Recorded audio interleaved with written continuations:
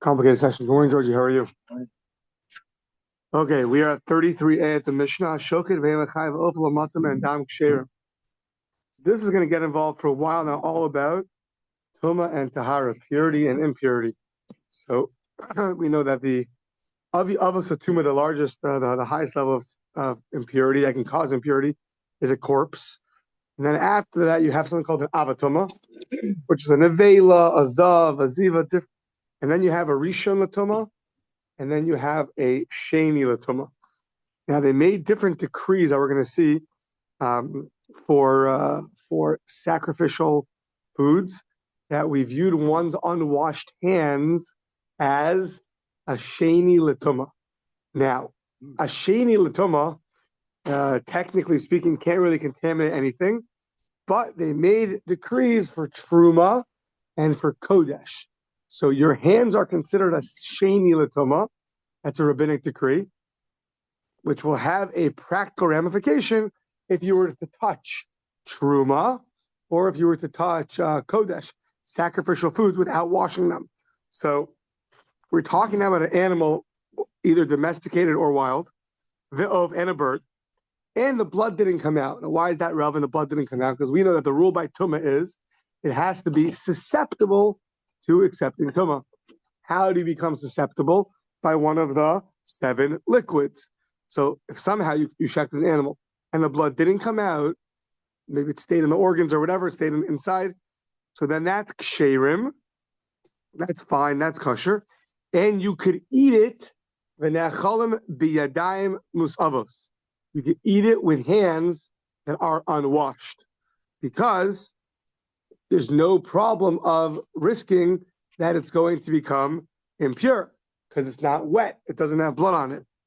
And once again, hands that are not washed are called shnias. There were 3 decrees. Shlomo HaMelech made a decree about eating sacrificial foods with unwashed hands. You have to wash your hands. Then there was a decree later on in Masechah Shabbos that even truma, your hands were viewed until you wash them as shnios, as a 2nd degree of impurity. And then nowadays, really, washing bread. Right before we wash bread, there's all an extension of this decree. So 33a. So yeah, halfway down towards the bottom. So you can eat this animal with hands that are not washed. Now, the implication is obviously, if blood would come out, then you would not be able to eat this animal. And the question is going to be, we're going to go for a while, is why not? It's not a sacrificial animal. It's your dinner tonight. So for dinner tonight, who cares if your hands are washed or unwashed? There's never a decree on all foods you have to wash your hands, only for kodesh, truma, and then for us, regular bread. But so that's that. Lefi shelo hukshur b'dam, it wasn't made susceptible to impurity, and therefore you could eat it. Rabbi Shimon, I have to see more about Rabbi Shimon. He's a little bit of a novelty. He says the shechita alone makes it susceptible for tumah. Just like shechita enables you to eat the animal, and it removes it, Rashi says, from the prohibition of Eiver Min HaChai. So it also be considered food. Sounds like this idea of the animal being wet or things being wet, even though it's a verse, but it sounds like it's like a finishing touch on the food. It makes it officially a food, something like that. Rabbi Shimon says the shechita alone does that. You don't need the blood.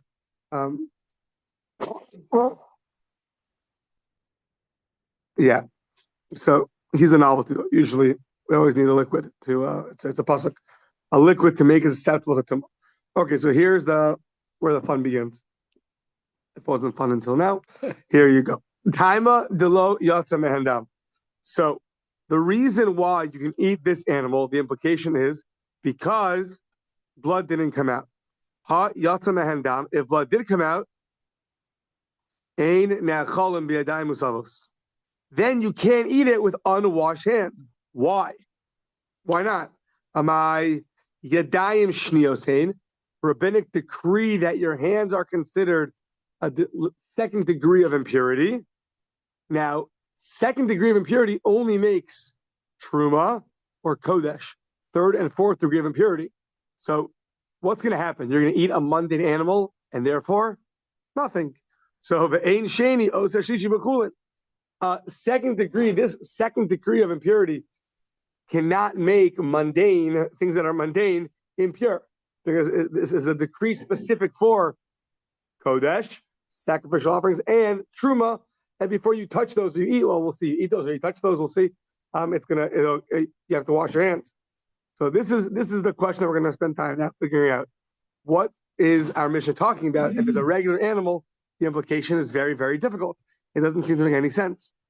So says the Gemara, okay, but who told you it's talking about a mundane animal? Maybe it's talking about a sacrificial animal. How do you know? Who told you it's talking about chulin? Maybe it's talking about a sacrifice. So it says the katani chaya, a wild animal. That's one of the three options in Mishnah. Chaya, behema, oaf. Wild animal, domesticated animal, bird. We don't have offerings from wild animals. Doesn't exist. So the katani chaya, the ilu bekachim, chaya bekachim ika. We don't have by kachim, by sacrifices, a chaya. We only have a behema. The su, and furthermore, if you're talking about kachim, ibe kachim, so then kilo yatzam and dam sheira. How can it be a sacrifice but no blood comes out? You need blood. But the next step after slaughtering is receive the blood in a vessel and go and put on the altar. So who atzam l'damu tzarich? 2. 3.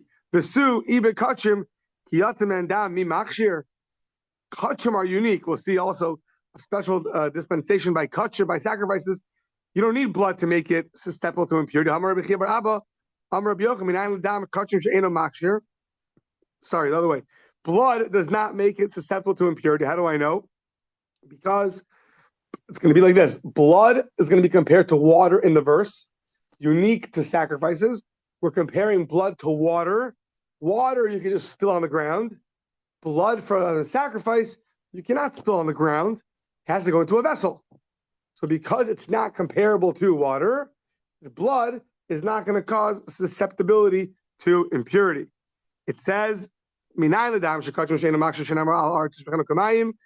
to pour it out like water onto the ground.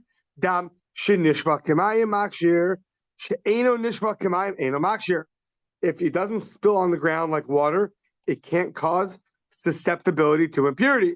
Now, in kachim, it doesn't go on the floor. It's supposed to put into a vessel. So it's not similar to water. 4th, the su ibe kachim kiliyatam and dam lo miskri, but lo miskashri, but liskashri bechibas hakodesh. Kachim has a special dispensation that it's viewed as a food. We're going to see later, even the wood has a unique status of a food that it's able to be susceptible to impurity. The kaim alon, chibas hakodesh, the endearment of the sanctity, that itself makes it susceptible to impurity. So you don't even need blood. Even if you have blood, it's not going to work, but you don't even need blood. So 4 strong questions proving that we're not talking about sacrifices. So the question is, so what are we talking about? If it's regular dinner, that does not require, there's no problem, even if blood came out and caused the animal to be susceptible to impurity, there's nothing wrong with eating your dinner with unwashed hands. I mean, your mother won't be happy, but you don't have to wash your hands for impurity purposes. So I don't know what they do in LA, but so Amar of Nachman, Amar Rabba Baravua, Hacha bechulin shelachan bekesef meiser askina udelo krev meir. So we're trying hard to find some case of sanctity that we can understand the necessity. If blood came out, you would have to wash your hands. So we're saying we know that there's food you have to bring up to the Beis Hamikdash, to Yerushalayim, years 1 through 4 and 5. It's called Ma'aser Sheni. You got to bring it up. Now, let's say you can't bring the food. You redeem it onto money. That money has sanctity. You can only buy food in Yerushalayim and eat it in Yerushalayim. So we're talking about the Ma'aser Sheni had sanctity. You went to Yerushalayim, you bought yourself Betty the cow, and you went to eat her. So now that you bought that animal with Ma'aser Sheni, there's some holiness there, and therefore, right now we're assuming that's included in the requirement to wash your hands before you eat an animal that was bought with Ma'aser Sheni money. And that's not like Reb Meir. So let's see this next page. The Tanan, it says, Kol haton bias, Kol haton bias mayim, a divrei sofrim, mitame es hakodesh, uposel es hatruma, umuter bechulin, ubemeiser divrei Rebbe Meir. So, Kol haton bias mayim, anybody who requires washing of the hands rabbinically is going to mitame. Now, there's two words, mitame and posel. Mitame means you cause something else to become impure, and it can cause something else to become impure. Posel is you cause it to be impure, but it can't cause something else to be impure. So, if you're when you're in the world of hands that are second degree of impurity, that can only cause impurity to kodesh and truma, but those things can cause others to become impure. Just they themselves are invalid rabbinically. So this Mishnah says, anything that rabbinically requires washing of the hands will mitame es hakodesh. The first opinion is it'll cause impurity to a sacrifice or to sacrificial foods, and that can actually cause something else to be impure. But when it comes to truma, it just posel as a truma. It just impurifies it rabbinically, but it doesn't allow that to be passed on to anything else. Umuter bechulin, but you can eat mundane food, and according to Rav Meir, you can eat meiser, divrei Rav Meir. So meiser has the same status as mundane food, which means that our Mishnah cannot be talking about an animal that was bought for meiser sheni money, because according to Rav Meir, it's the same as mundane food. But Chachamim, they argue, and they say, Osrim b'meiser, they say that by meiser, meiser is different. So the food that was bought for meiser sheni money has a level of sanctity that if your hands, which are rabbinically second degree of impurity, they will actually invalidate that. And therefore, the Mishnah says, if blood did not come out, so it did not make it susceptible to impurity. If blood would come out, it then made it susceptible to impurity, and therefore we would require you to wash your hands. That's the first answer until we ask on it, until we're about to ask questions on it, but that's the first answer. The Mishnah is talking about an animal that was bought with meiser sheni money. That animal, according to the rabbis, also requires washing of the hands before you eat it, and therefore the Mishnah says, if blood didn't come out, you can eat it with unwashed hands. If blood did come out, then you cannot eat it with unwashed hands. Yeah. Okay. Good. We're all still here. Good. So yeah. Maskefla Rav Simi Bar Ashi. What? Nowhere to go. Okay. So Maskefla Rav Simi Bar Ashi. What do you mean? You can go fundraising for Kesser. So Maskefla Rav Simi Bar Ashi Mimai. Dilma ad kan lo pligi Rabbanon leather and Meir. He said, hold on. Maybe the Rabbanon, the rabbis, don't argue on Rav Meir. Ela ba'achilas meiser, to break everything down. The Mishnah said Rav Meir and the Chachamim argue about meiser, but it doesn't say eating meiser or touching meiser. So aval b'negia de meiser va'achila de chulin lo pligi. So maybe they only argue by eating meiser, but meiser sheni is that you have money, you have food, fruits, produce that's supposed to be brought up to Jerusalem in years 1, 2, 4, and 5. That food sometimes it's too much to carry, and it's expensive to get a U-Haul truck to go. So what do? You put all that food onto a coin. So you have on your coin sanctity of meiser, which means tenth. Meiser means like Esser is tenth. So meiser sheni is a tenth of your produce gets put on a coin. The coin is now holy. What do you do with the coin? You have to go up to Jerusalem. You have to buy meat with it, meat or wine. But that also has a level of holiness to it. So you've transferred holiness from that coin. You've removed it from the coin onto the food. So now that food also has a level of holiness to which Rav Meir and the rabbis disagree. Do you need to wash your hands before eating that level of holiness? Yes or no? Rav Meir says yes. The rabbis say no. So, but the question: where do they argue? By eating it or by touching it? Maybe they only argue by eating it, but by aval benegia de meiser v'achil de chulin lo pligi. But by touching it, but by touching meiser and eating chulin, eating mundane foods, that they don't argue.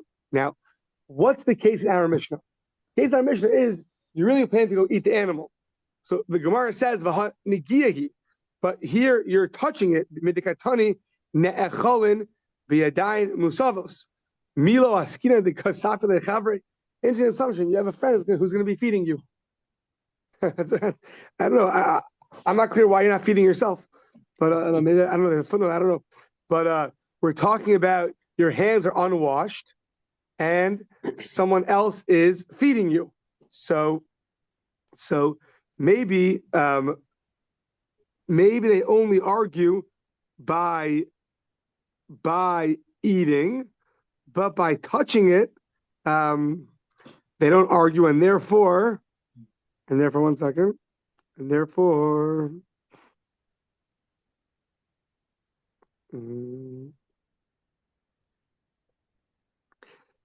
I think, and therefore you're feeding someone else.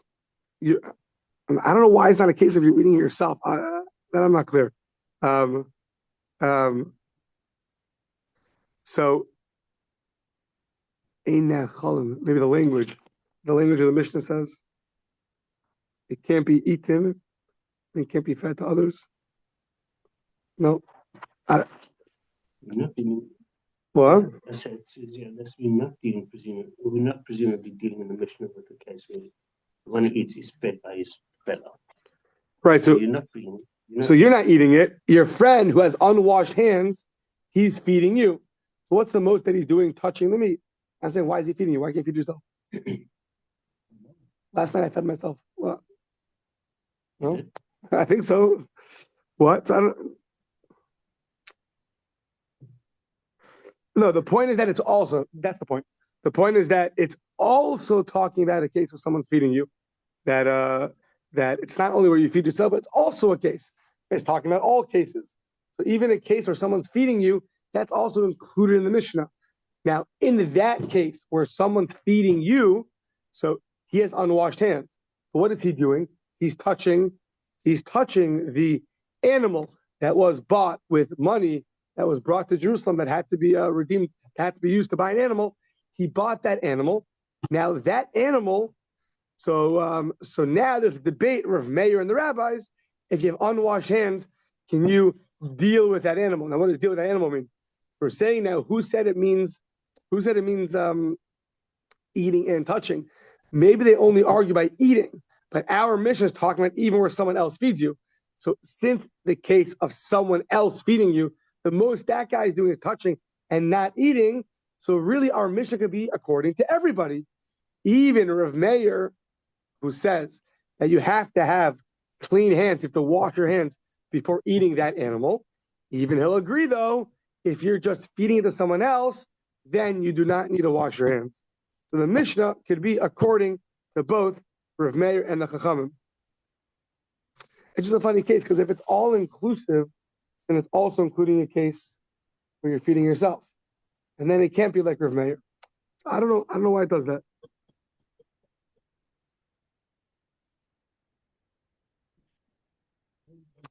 I don't know. I got stuck on that point. I don't know.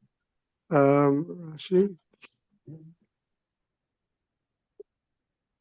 Yeah. I don't know. Yeah. I don't know why. It's not that we're limiting it to that case. I'm just not sure why. I don't know. Ella Amara Papa. So based on that, so one sec. So one second. Oh, one sec. So now we're back to square one, because since it's also talking about a case that you're feeding someone else, why does the Mishnah say that if blood came out, you have to wash your hands? All you're doing is touching it to feed somebody else. And touching, we just told you, according to everybody, is fine. There's no rabbinical decree about touching the animal when you're feeding it to somebody else. So therefore, we're back to the drawing board. What is our Mishnah talking about? What's it going like? Ella Amarav Papa says, or Papa, Hacha biadayim techilos askina. So now we're going a little deeper in the world of Tumah and Tahara. So we're going to see now. We're going to see now that they made a decree. We're going to see it's a debate that in certain circumstances we can view your hands that are not washed to be techilos. Techilos is the beginning, meaning they'll be considered a rishon l'tumah. Simply understood, we had 3 decrees to Shlomo Melech, then another decree, and then with the bread nowadays, your hands are viewed as shnios. They're a second degree of impurity, and therefore they can only impart impurity. They can only impart impurity to rabbinically to truma and kodesh and truma. But we're going to see now that some say we can view them as a first degree of impurity. Okay, let's see what we gain with that. Rabbi Shimon Elazar, and this is the opinion of Rabbi Shimon ben Elazar. The Tanya, ein yadayim techilos l'chulin. The Brisa says there's no such thing as your hands being a rishon l'tumah. That's the first opinion. Rabbi Shimon Elazar omer mishum Rabbi Meir yadayim techilos l'chulin. They're considered first degree for chulin, second degree for truma. V'shnios l'truma. Says the Gemara. One second. Techilos l'chulin in l'truma lo. Their first degree for chulin for mundane food, but not for truma. It's backwards. Why would you be more strict for mundane food but not for truma? Doesn't make sense. Haki kamar. This is what it means. Af l'chulin.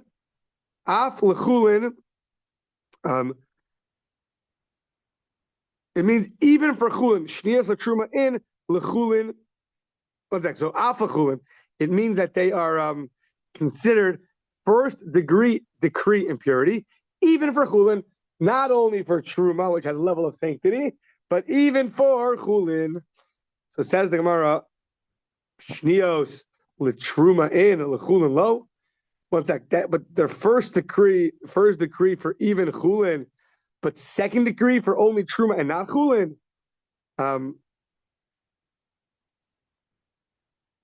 Is that correct? It's a question? No. It's not a question, it's a statement. Yeah. Techilos af l'chulin, their first degree even for chulin, and shnios l'truma in l'chulin lo. How did you answer that? Truma. But they'll still be first degree in regard to chulin?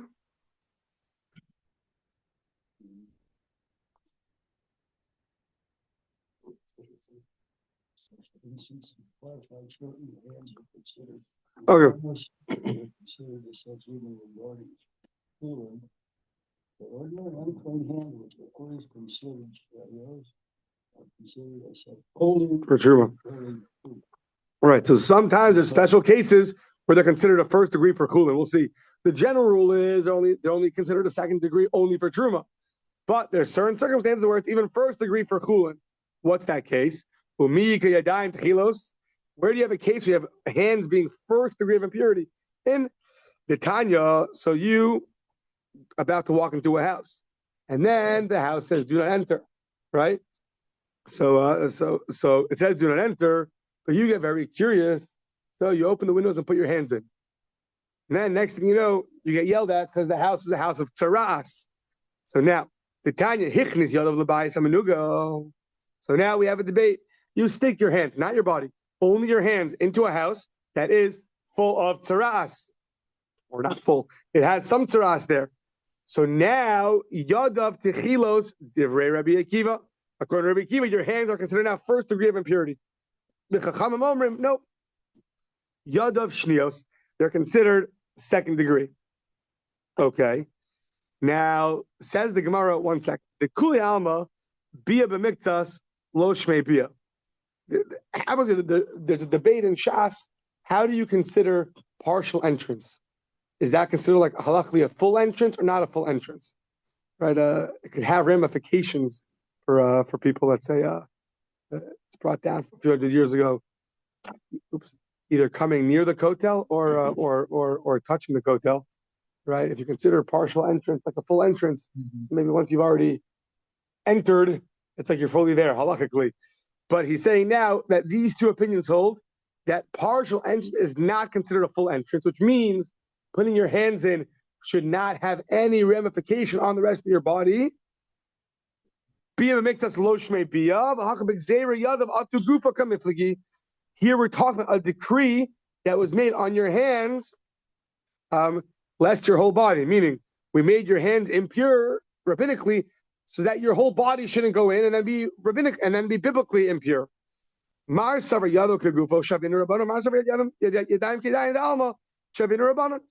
So the debate, rabbinic debate here is the rabbinic decree on the impurity of your hands stuck into a house that has teras. How did they impurify your hands rabbinically? Did they say it's going to be a second degree of impurity, like hands in general are? Maybe that's the more logical one. Or they said it's even going to be more severe. We're going to treat your hands like a first degree of impurity, just like your body would be a first degree of impurity. And we want to prevent your body from being impure. So we're going to treat your hands like a first degree. That's going to be a good preventative to make sure you don't go in that house. So, okay. So says the Gemara, "V'lukmei Rabbi Akiva, the Amar Yadav Techilas Havyan." So our Mishnah could be make our Mishnah like Rabbi Akiva, who says that your hands are a first degree of impurity. Okay, but says first degree of impurity even for mundane things. We found Rabbi Akiva on the books as saying your hands are first degree of impurity, but we don't know for what. It sounds like even for mundane things. Says the Gemara, hold on, who told you that's true? Dilma kikam Rabbi Akiva hani mili b'truma v'kachim dechamiri aval Chulin shniyas havyan. Maybe Rabbi Akiva's first degree of impurity by the hands was only in regard to food that's holy, truma food, kodesh food. Who said by regular dinner he's going to have this stringency?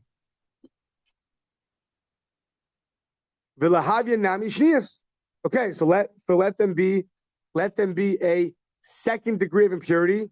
What, even for mundane? We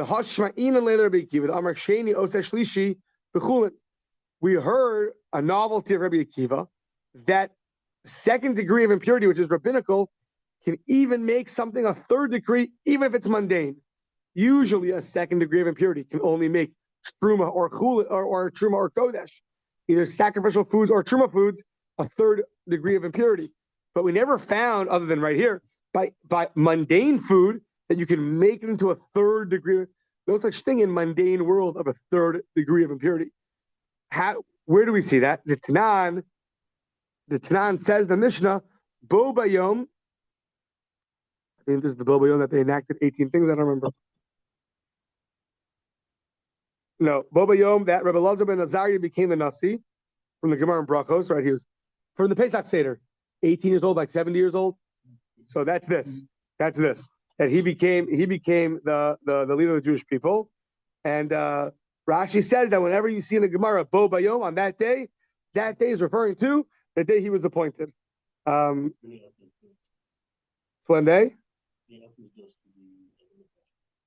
Right. And he became the leader. Now, okay, so now what's this case? Okay, so now we know that there is one vessel, a kli cheres, a earthenware vessel, that is a novelty of the Torah.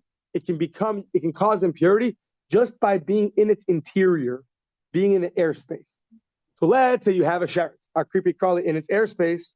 So now what's going to happen? That makes the entire oven. Let's say you have an oven that's made out of whatever basic mud, clay, whatever it is. So now in that oven, a creepy crawly falls in. That contaminates the whole oven as a first degree of impurity. Now, whatever is inside the oven will become a second degree. There'll be a second degree of impurity. So the sheretz makes the oven first degree, and anything afterwards that goes in will be a second degree. Now we're going to say that the Torah formulates this impurity in a future tense, saying that it will impurify, which would mean that the second degree of impurity in the earthenware vessel can actually cause impurity to something else.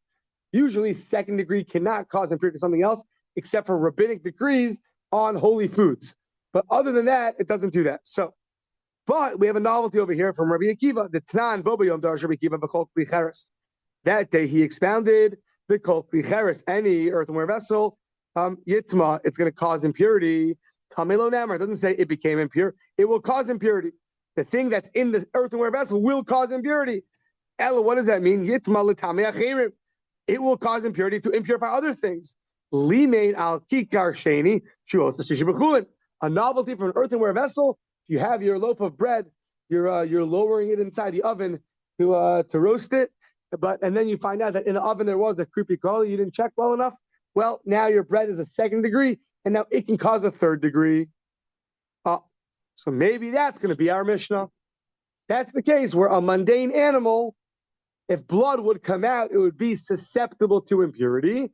According to Rabbi Akiva, we found a case where second degree, where your hands could be second degree of impurity, and it could cause third degree. So says the word, hold on, not so fast. Maybe this idea that a second degree of impurity only works on a biblical level. But who says the rabbis enacted that their second degree of impurity can cause third degree? Our Mishnah says your hands are not washed. Unwashed hands is a second degree of impurity, enacted, simply understood for sacrificial foods and truma, not for mundane. So, but I found you a case where there's a second degree of impurity, which can cause a third degree of impurity. So maybe that's our Mishnah. Just like biblically 2 goes to 3, rabbinically 2 can go to 3. Says we're not so fast. And maybe that's limited to the biblical prohibition, but rabbinically they did not make that enactment, and therefore that would not be our Mishnah. Okay. Okay, so now we have, now we have that there are people that were very, very careful to only eat food that was pure. All their mundane food, they were very careful that they would only eat food that is pure. It's called, they would eat it al taras hakodesh. Literally means they would eat it on holy grounds, right? So it's a phrase that's used nowadays, al taras hakodesh. You want to raise children al taras hakodesh in a pure way. You want to do things al taras hakodesh in a pure way. Don't look for loopholes. Don't try to be pure. So it comes from here. People would treat their food. They would be very strict and make sure to only eat food that is pure. So now they had extra stringencies upon themselves. So Rashi says, for example, somebody who's often found eating sacrifices. So such a person, he wants to always make sure that everything he eats is pure, even the regular food, because of his because he's always eating sacrificial foods. So maybe that's what we're talking about. Udilok Rabbi Yeshua. We're talking about such a case, and therefore, because they were so strict, so there were extra stringencies that their second degree of impurity, their hands, they held themselves to a higher regard, that their second degree unwashed hands would, because they treat even mundane food like holy food, so then the decree of unwashed hands applied, simply understood, to actual holy food, to actual truma. But somebody who views all his food on that level, it would apply there too. And therefore, even though you're having dinner tonight and it's a regular food, you're going to the J, but because you always are trying to eat holy food, you don't want to contaminate it, so therefore you're going to always wash your hands before you eat even mundane food. And that could be our Mishnah, except it won't be the opinion of Rabbi Yehoshua. What did Rabbi Yehoshua say? The Tanya, Rabbi Eliezer Omer, Ha'ochel ochel rishon, sheni, shlishi. So anybody who Ha'ochel ochel rishon. So if you eat food that is rishon l'tumah, then your hands are now rishon l'tumah. To cause impurity to the food will be sheni l'tumah. If you eat a second degree of impurity, then your body becomes a second degree of impurity. It'll cause the food to be a third degree of impurity. So ha'ochel rishon, sheni, shlishi. Anybody who eats a third degree, so now he'll be a third degree, and now third degree of impurity, technically speaking, is a rabbinic decree to not eat sacrificial foods. It can make it a fourth degree. That's rabbinic. So to here, if you eat a third degree of impurity, then you will contaminate. Your hands will contaminate even either actual holy food or even your food that you treat as holy food. Either way, it'll cause impurity. Rabbi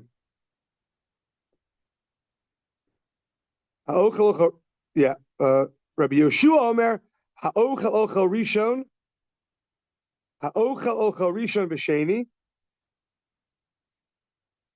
Okay, we'll stop with Rabbi Yoshua. Catch up. Yeah. Go wash your hands, exactly. I think this is the hardest. Tahara. I think it's the hardest. I think it's the hardest part. Rabbi Diskin's father-in-law told me that his Rebbe from Europe said that the rabbis, when they made the Gemara, they knew that if they made a special tractate called